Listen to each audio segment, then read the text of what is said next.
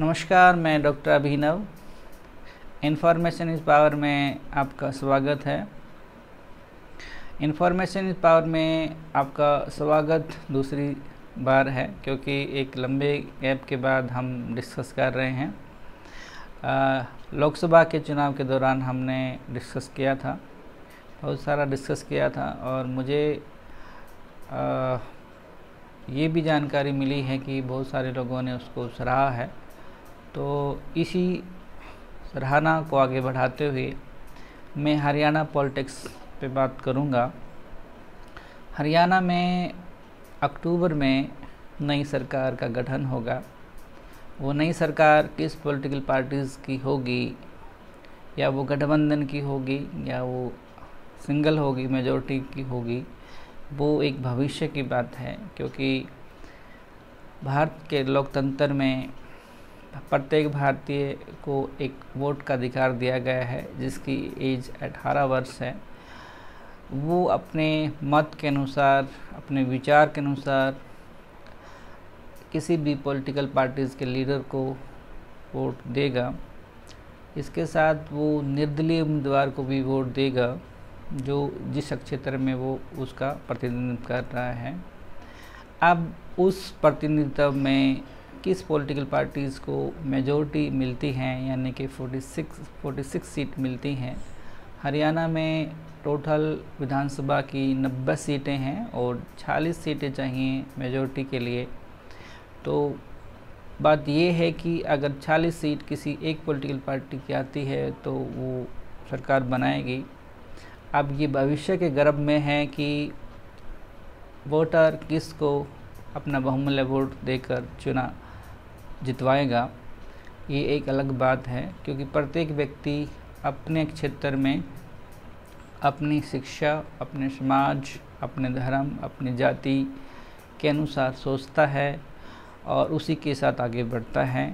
अब वो किसे चुनता है, किसे नहीं चुनता है, किसकी मेजॉरिटी आती है, किसकी नहीं आती हैं, वो दूसरी बातें हैं। पहली बात ये है कि वो अपने बहुमूल्य वोट का उपयोग करता है, जिससे एक नई सरकार बनती है। और एक नई सरकार एक नई उम्मीद के साथ, एक नई पॉलिसीज़ के साथ, जिसने अपना मैनिफेस्टो जारी किया है, उस मैनिफेस्टो के आधार पर वो अपना काम करती है।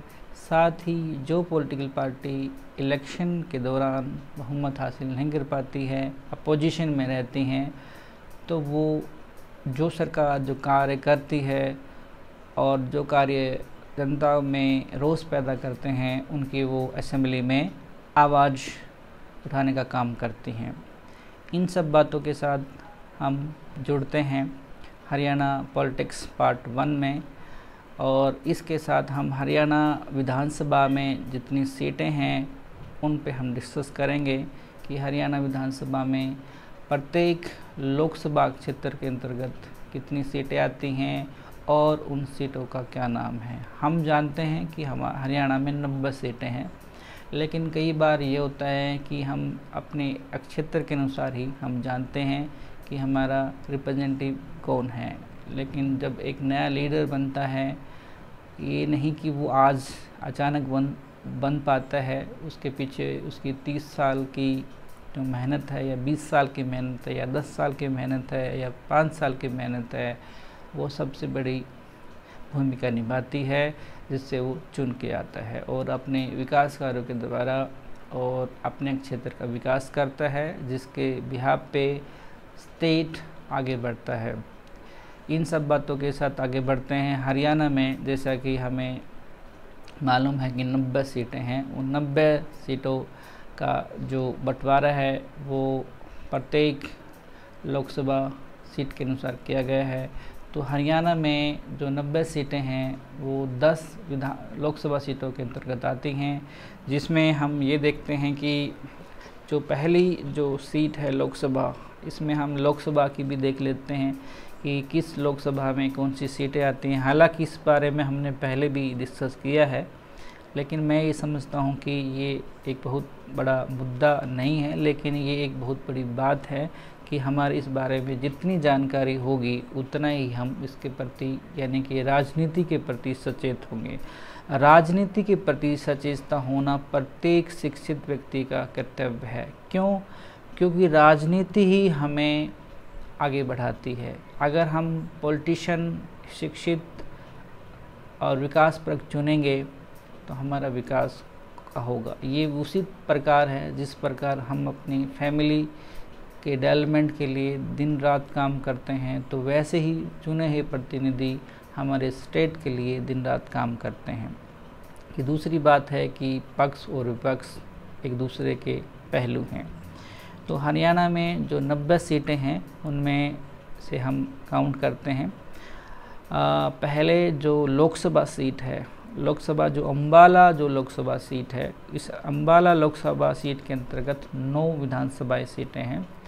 हमें ये भी जानना अति आवश्यक है कि हमारी जो 10 लोकसभा सीटें हैं, उन 10 लोकसभा सीटों में प्रत्येक में 9 विधानसभाएं आती हैं और उन 9 विधानसभाओं में एक हमारी लोकसभा आती है। तो अम्बाला जो लोकसभा सीट है, अम्बाला जो लोकसभा सीट है अभी चुनाव के अंतर्गत वो भारतीय इंडियन नेशनल कांग्रेस को गई है, यानी कि पहले वो भारतीय जनता पार्टी की तरफ सीट थी, लेकिन इस चुनाव में इंडियन नेशनल कांग्रेस की इस पे बढ़त है। तो अम्बाला कैंट एक पहली सीट है लोकसभा के अंतर्गत, जो असेंबली की जो सीट है अम्बाला कैंट। दूसरी सीट है अम्बाला सिटी। 2 सीट है, एक अम्बाला कैंट और दूसरी अम्बाला सिटी। तीसरी सीट है कालका और चौथी सीट है जगाधरी। 5वीं सीट है नारायणगढ़ और 6ठी सीट है पंचकूला और 7वीं सीट है मुलाना और 8वीं सीट है यमुनानगर और 9वीं सीट है सरोदा। तो ये 9 विधानसभाएं अम्बाला लोकसभा के अंतर्गत आती हैं। अब जो करनाल जो लोकसभा है उसके अंतर्गत जो विधानसभा आती हैं उसमें असंध विधानसभा, इंद्री विधानसभा, इसराना विधानसभा, करनाल विधानसभा, घरौंडा विधानसभा, नीलोखेड़ी विधानसभा, पानीपत ग्रामीण विधानसभा, पानीपत सिटी विधानसभा, समालखा विधानसभा। अब इसमें जो पानीपत जो सीट है उसमें पानीपत में ही 2 सीट हैं, एक पानीपत शहरी है, एक ग्रामीण सीट है। क्योंकि पानीपत जो शहरी सीट है, पानीपत सिटी बहुत बड़ी सिटी है हरियाणा की। पानीपत जो डिस्ट्रिक्ट है हरियाणा के प्रारंभिक जिलों में से है, नए जिलों में से नहीं है। तो पानीपत सिटी और पानीपत ग्रामीण 2 विधानसभा सीटें हैं। इसके तहत जो तीसरी जो लोकसभा सीट है कुरुक्षेत्र, तो कुरुक्षेत्र लोकसभा के अंतर्गत जो 9 विधानसभाएं हैं उनके नाम इस प्रकार से हैं: कलायत विधानसभा, कैथल विधानसभा, थानेश्वर विधानसभा, गुला और चीका विधानसभा, पुंडरी विधानसभा, पेहवा विधानसभा, रादौर विधानसभा, लाडवा विधानसभा और शाहबाद विधानसभा। यानी कि कुरुक्षेत्र जो लोकसभा है वो उसके अंतर्गत 9 विधानसभाएं हैं। इसमें जो कुरुक्षेत्र जो लोकसभा सीट है इस पे भारतीय जनता पार्टी का कब्जा है और पिछले जो सांसद रहे वो अभी वर्तमान में हरियाणा के माननीय नायब सिंह सैनी जी रहे सांसद के तौर पे, और अभी जो सांसद सीट है वो भारतीय जनता पार्टी की पास है, जिसमें पूर्व सांसद 2 बार जो सांसद चुने गए हैं इसी सीट से, और इंडस्ट्रियलिस्ट उद्योगपति नवीन जिंदल जी इस सीट पे वर्तमान सांसद हैं। तो 4th नंबर पे आता है गुरुग्राम लोकसभा सीट। गुरुग्राम जो लोकसभा सीट है, अब उस पे गुरुग्राम, पहले इसका नाम गुड़गाम था लेकिन खट्टर सरकार ने इसका नाम चेंज किया और अब इसको गुरुग्राम के नाम से जाना जाता है। तो पहली जो विधानसभा सीट है वो गुरुग्राम है, दूसरी नूंह सीट है, तीसरी पटौदी सीट है और चौथी पुनः विधानसभा है, 5वीं फिरोजपुर झिरका और 6ठी शाहबाद बादशाहपुर सीट है और 7वीं जो बावल सीट है और 8वीं जो सीट है वो रेवाड़ी सीट है और 9वीं जो है सोहना विधानसभा सीट है। तो गुरुग्राम जो लोकसभा सीट है उसके अंतर्गत 9 जो विधानसभाएं हैं उनके नाम इस प्रकार से रहे हैं: अभी जो 5वीं जो लोकसभा है यानी कि फरीदाबाद लोकसभा, अब फरीदाबाद जो लोकसभा है तो उसमें हैट्रिक लगाई है भारतीय जनता पार्टी ने सांसद के रूप में, जिसमें कंवरपाल गुर्जर जी इस पे कृष्णपाल गुर्जर भी इस पे रहे हैं, अभी मान राज्य केंद्रीय मंत्री भी हैं। और इस पे जो 9 विधानसभाएं हैं वो इस प्रकार से हैं: तिगांव विधानसभा, पलवल विधानसभा, फरीदाबाद विधानसभा, फरीदाबाद NIT और बड़खल विधानसभा, बल्लभगढ़ विधानसभा, हथीन विधानसभा, होडल विधानसभा। यानी कि जो फरीदाबाद जो लोकसभा सीट है उसमें 9 सीटें इस प्रकार से रही हैं। अब छठी जो सीट है भिवानी महेंद्रगढ़ नारनौल, ये इस पे भी हैट्रिक लगाई है भारतीय जनता पार्टी ने। अभी इस पे भारतीय जनता पार्टी के सांसद है धर्मवीर जी सांसद हैं। और इस पे जो पहली सीट है महेंद्रगढ़ जो सीट है विधानसभा सीट है, दूसरी सीट है अटेली विधानसभा सीट है, तीसरी तोसाम विधानसभा सीट है और चौथी जो विधानसभा सीट है वो दादरी विधानसभा सीट है, 5वीं जो सीट है वो नांगल चौधरी और छठी जो विधानसभा नारनौल, 7वीं बारडा और 8वीं भिवानी और 9वीं लोहारू विधानसभा सीट है। जो 7वीं लोकसभा सीट का नाम है रोहतक।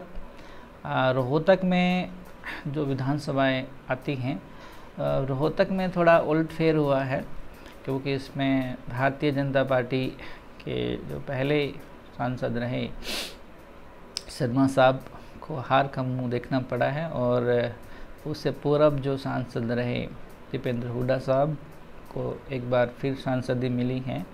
दीपेंद्र सिंह हुड्डा माननीय पूर्व 2 बार के मुख्यमंत्री भूपेंद्र सिंह के बेटे हैं और लोकसभा सांसद बनने से पहले वो राज्यसभा सांसद थे हरियाणा की तरफ से और अब वो वर्तमान में लोकसभा क्षेत्र का प्रतिनिधित्व करते हैं।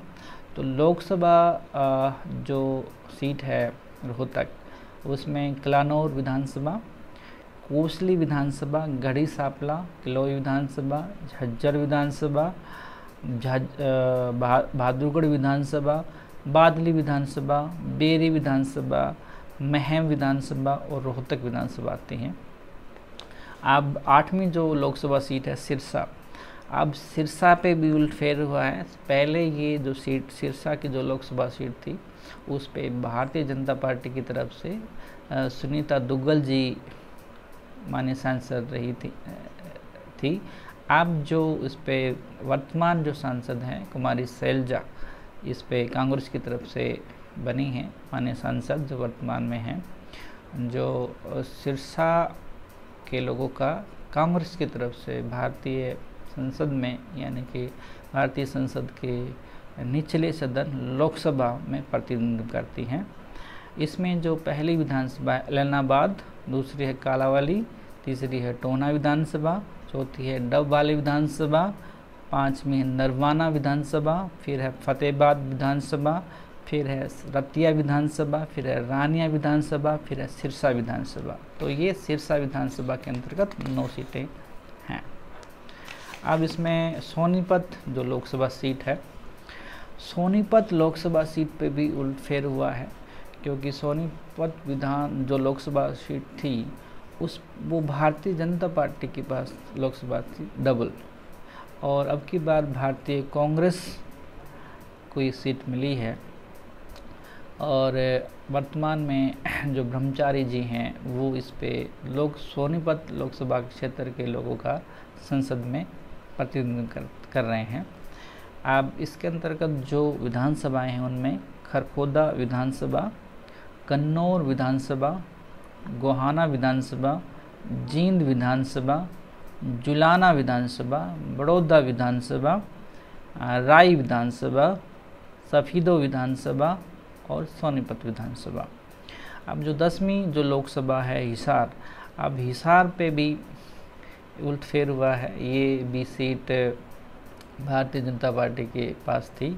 अब ये जो लोकसभा सीट हिसार है उस पे भारतीय इंडियन नेशनल कांग्रेस की तरफ से जयप्रकाश जिसको जेपी के नाम से जाना जाता है उनको वो प्रतिनिधित्व करते हैं हिसार के लोगों का भारतीय संसद में। इस लोकसभा के अंतर्गत आदमपुर विधानसभा, उकलाना विधानसभा, उचाना कला विधानसभा, नलवा विधानसभा, नारनौद विधानसभा, बरवाला विधानसभा, भवानीखेड़ा विधानसभा, हास्य विधानसभा और हिसार विधानसभा आती हैं। तो ये जो टोटल विधानसभा की जो 90 सीटें हैं, इसका हमने विश्लेषण किया है और उन सीटों के साथ विश्लेषण किया है जो लोकसभा सीट के अंतर्गत आती हैं। इसमें दो बड़ी बातें हैं कि इसमें जो सीटें हैं 10 लोकसभा सीटें, अब पिछला जो इलेक्शन हुआ है 24 में ही, तो उसमें जो 5 सीटें हैं वो कांग्रेस के पास हैं और 5 सीटें हैं वो इंडियन नेशनल कांग्रेस के पास हैं। अब विधानसभा में का जो इलेक्शन होने वाला है अक्टूबर में होने वाला है। मेरे अभी 1 महीने से कुछ थोड़ा ज़्यादा समय है जिसमें कोड ऑफ कंडक्ट लग जाएगा। और हरियाणा में जो पॉलिटिकल पार्टीज़ हैं, आमतौर पर तो नॉर्थ इंडिया में 2 बड़ी पॉलिटिकल पार्टीज़ हैं जिनका नाम भारतीय जनता पार्टी 1 नंबर पे है, जिसकी हैट्रिक जिन्होंने एनडीए के सहयोग से तीसरी बार हैट्रिक लगाई है और केंद्र में सरकार है। दूसरी जो इंडियन नेशनल कांग्रेस है जिसने एक नया गठबंधन बनाया इंडिया गठबंधन की तरफ से, वो अपोजिशन में रही हैं और दूसरी पार्टी का वो रिप्रेजेंटेटिव करती है। और ये 2 बड़ी पार्टी हैं। हरियाणा में भी ये बहुत बड़ी पार्टी हो गई हैं क्योंकि 10 साल पहले का जो राज था वो इंडियन नेशनल कांग्रेस का था और 10 साल का में से अगर 4 साल बीजेपी के साथ नई नवेली जो पार्टी हैं जननायक जनता पार्टी जो इंडियन नेशनल लोकदल के से निकली है, उन्होंने 4 साल सत्ता में भारतीय जनता पार्टी का साथ दिया। और पिछले मार्च महीने में भारतीय जनता पार्टी ने इंडियन जजपा से गठबंधन तोड़ा और आज़ादी पूर्वक अपना एक पहला जो कार्यकाल था उसी कार्यकाल को आगे बढ़ाते हुए माननीय वर्तमान के जो मुख्यमंत्री हैं नायब सिंह सैनी के नेतृत्व में काम कर रही हैं। और उसी के नेतृत्व में हम ये देखते हैं आए दिन उनके पब्लिक रिलेशन डिपार्टमेंट की तरफ से भेजी गई तमाम प्रेस रिलीज़ जो सोशल मीडिया के बिहाफ पे या प्रिंट इलेक्ट्रॉनिक ऑनलाइन मीडिया के बिहाफ पे हम तक पहुंचती हैं, जो मल्टीमीडिया के रूप में। मल्टीमीडिया का मतलब ये है कि जिसमें हमें टेक्स्ट, ऑडियो, वीडियो, फोटोग्राफिक्स हमें मिलते हैं। वो हमारी उनकी डिफरेंट पॉलिसीज़, घोषणाएँ हम सुन रहे हैं कि हम ये घोषणा करते हैं। और दूसरी जो पॉलिटिकल पार्टी जो अपोजिशन में है, अब मेन जो अपोजिशन में कांग्रेस जो पार्टी है वो भी अपना एक्टिव रूप में है। और तीसरी जो 2 पार्टी जो हैं इसमें बहुजन समाज पार्टी जो नेशनल पार्टी है और जो पहले राज्य स्तरीय दल था इंडियन नेशनल लोक दल, उनका गठबंधन हो चुका है। तीसरी जो पॉलिटिकल पार्टी है इनके अतिरिक्त आम आदमी पार्टी की 2 स्टेटों में सरकार है, एक दिल्ली स्टेट में सरकार है और दूसरी पंजाब स्टेट में सरकार है। तो आम आदमी पार्टी पहले जो इंडिया ब्लॉक में शामिल थी, जिसने हरियाणा में 1 सीट पे गठबंधन की तरफ से कुरुक्षेत्र पे सीट चुनाव लड़ा, लेकिन वो दूसरे स्थान पर रहे, उनके जो कैंडिडेट रहे। लेकिन वहीं जो आम आदमी पार्टी है उसने पंजाब में सेपरेट चुनाव लड़ा और दिल्ली में उसने ज्वाइंट में चुनाव लड़ा, लेकिन हरियाणा में 1 सीट पर चुनाव लड़ा। तो चुनाव लड़ने के बाद जो रिजल्ट आया तो उनके फेवर में नहीं आया और उस फेवर के बिहाफ पे पार्टी ने अलग चुनाव लड़ने का फैसला किया लोकसभा हरियाणा विधानसभा का 2024 में। हरियाणा विधानसभा के 19 के इलेक्शन में आम आदमी पार्टी जो 2 स्टेटों में सरकार है उनकी 2019 में जो सेपरेट चुनाव लड़ा उन्होंने 0.72% उनका वोट बैंक है। इस वोट बैंक के डिफरेंट टाइप की जो पॉलिटिकल पार्टीज़ हैं हरियाणा में, उनके वोट बैंक पे हम एक अलग से एपिसोड करेंगे, ताकि आपको पता चले कि जो पॉलिटिकल पार्टी अपने रैलियों के माध्यम से अपने आप पब्लिक रिलेशन कर रही हैं, जनता को डोर टू डोर जा रही हैं और अपनी बात पहुंचा रही हैं, वो 2019 में कहाँ थी और 2024 में वो कहाँ होंगे, ये भविष्य के गर्भ में है। क्योंकि भारतीय लोकतंत्र की खूबसूरती यही है कि व्यक्ति हर 5 साल के बाद चुनाव में भाग लेता है, सरकार को बरकरार रख सकता है, सरकार को दूसरी सरकार भी बना सकता है। मुझे लगता है कि हरियाणा पॉलिटिक्स ऑफ हरियाणा के पार्ट 1 में टोटल जो असेंबली सीट हैं 90 जो सीट हैं, उनके नाम और जिस लोकसभा के अंतर्गत वो आती हैं, उनके नाम के जानकारी से, पहले की जानकारी से थोड़ी अपडेट हुई होगी। मुझे इतनी आप लोगों से आशा है। इन सब बातों के लिए आपने मुझे सुना, आपका बहुत बहुत शुक्रिया, धन्यवाद।